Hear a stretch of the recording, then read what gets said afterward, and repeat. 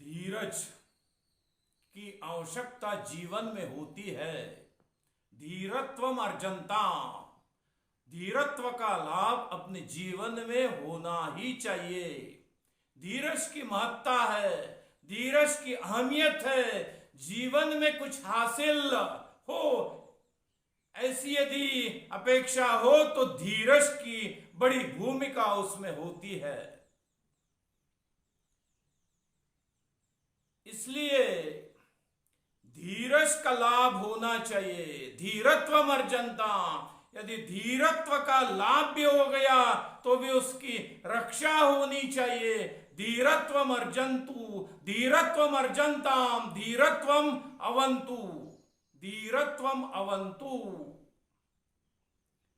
धीरत्व की रक्षा होनी चाहिए।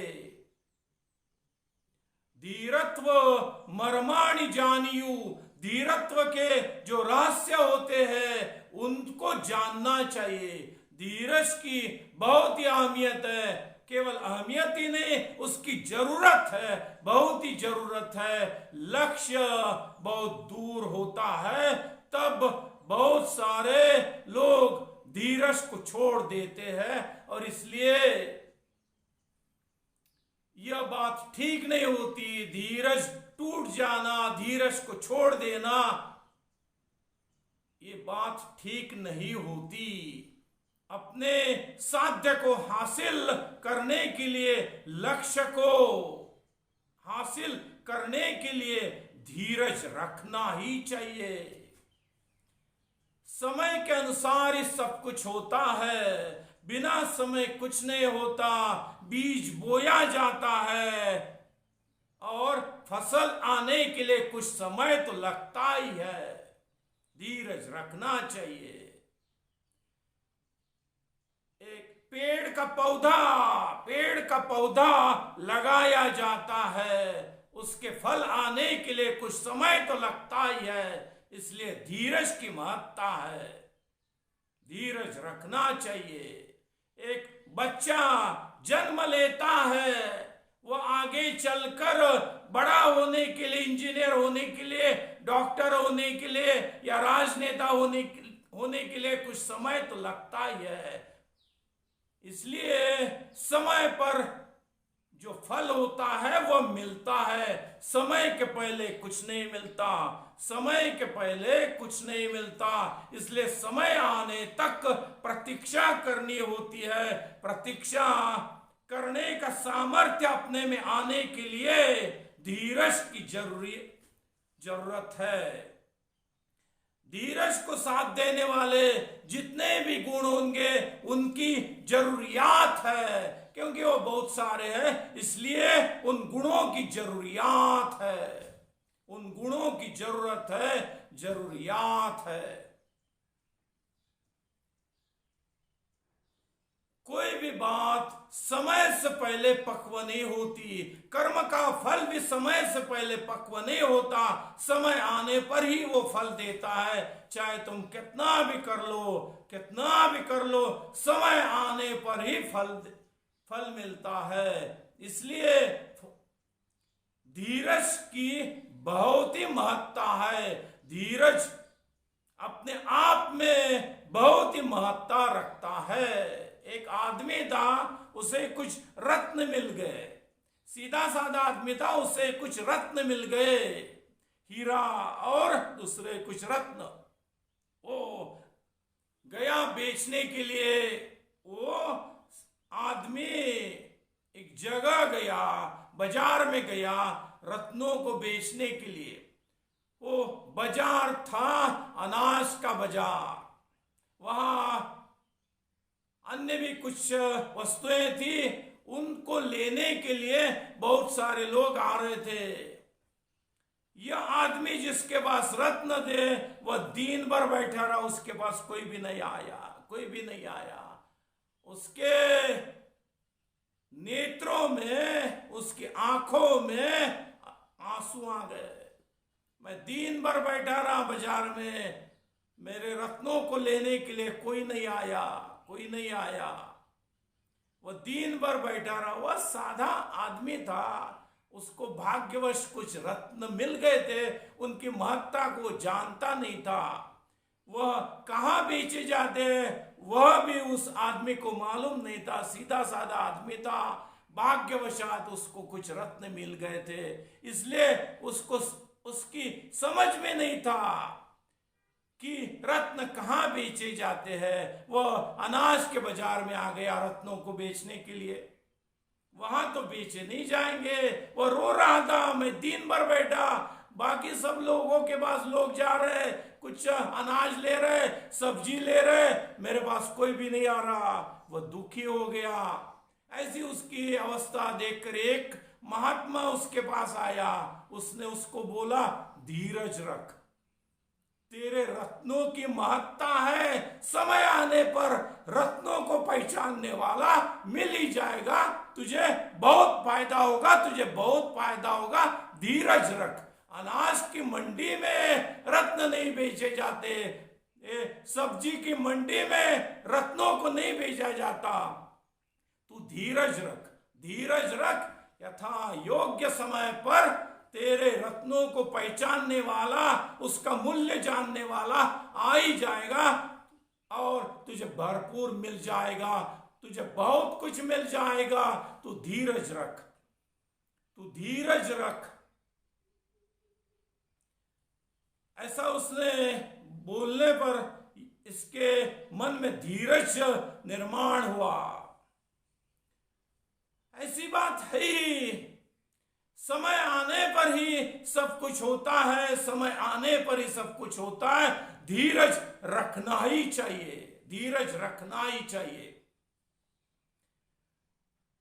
जीवन में अनाज की जरूरत है, सब्जियों की जरूरत है। हर रोज जिन चीजों का इस्तेमाल होता है उन सब चीजों की जरूरत है ही। उसके साथ साथ जीवन में सद्विचार रूप रत्नों की जरूरत होती है। सद्विचार रूप रत्न, सद्विचार रूप हीरा और सद्विचार रूप अन्य भी रत्न, इन रत्नों की भी जरूरत होती है। सद्विचार रूप सुवर्ण की भी जरूरत होती है। अनाज की जरूरत है, सब्जियों की जरूरत है, और भी जितने हर रोज हमें जिन चीजों का इस्तेमाल करना होता है उन सब की जरूरत है। लेकिन हमारे जीवन में सद्विचार रूप रत्नों की भी जरूरत है, सद्विचार रूप सुवर्ण की भी जरूरत है। आज दशहरा है, विजयादशमी है। इस दिन सोना बांटा जाता है, सोना बांटा जाता है पत्तियों के रूप में।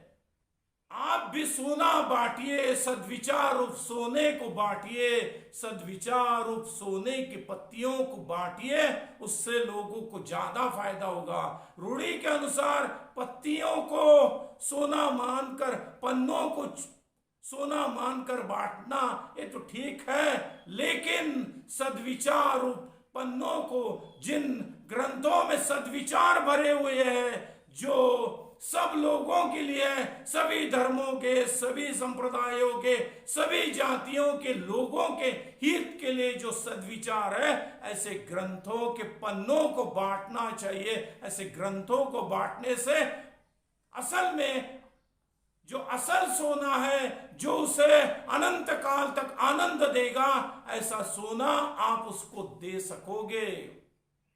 जो सद्ग्रंथ होते हैं उनके पन्नों पन्नों पर सद्विचार रूप रत्न होते हैं।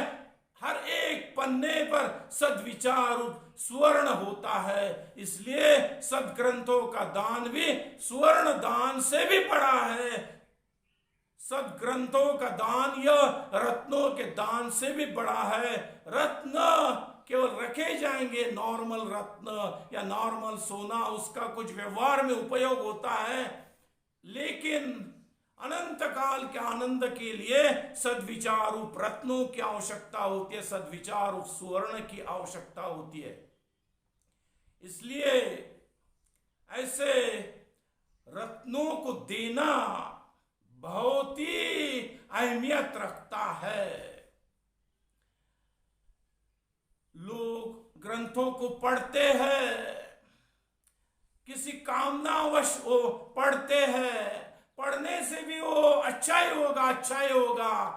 कोई लोग बोलेंगे मैंने आज पढ़ लिया, आज के आज ऐसा फल मुझे मिलना ही चाहिए। नहीं नहीं नहीं, सद्विचार रूप बीज, सद्विचार रूप बीज बोने के बाद फसल आने के लिए कुछ समय तो लगता ही है। सद्विचार रूप जो बीज है वो भी बोने के बाद, वो भी मन में बोने के बाद उसकी फसल आने के लिए कुछ समय तो लगने ही वाला है। धीरज रखना चाहिए। यह बात समझ में आनी चाहिए, सबके समझ में आनी चाहिए। नहीं तो हमने आज ये पढ़ लिया, परमाब्धि पढ़ लिया, सतपुरुष पढ़ लिया, आज के आज हमको ऐसा फल मिलना चाहिए। हमने मौन पढ़ लिया, रस्याव पढ़ लिया, वर्तेड पढ़ लिया, सब पढ़ लिए, कुछ समय के बाद फल मिल ही जाता है। कभी कभी जल्दी भी मिल जाता है, कभी फल मिलने के लिए कुछ देर भी होगा। अनंत इस जीवन में भी अच्छा हो सकता है, अच्छा होने वाला है और आगे भी अच्छा होगा। इसलिए सद्विचार रूपी बीजों को अपने मन में बोना चाहिए, अपने हार्ट में बोना चाहिए। उससे बहुत बड़ी फसल आ सकती है, मिल सकती है, जो फसल अनंत जीवन के लिए काम आने वाली है।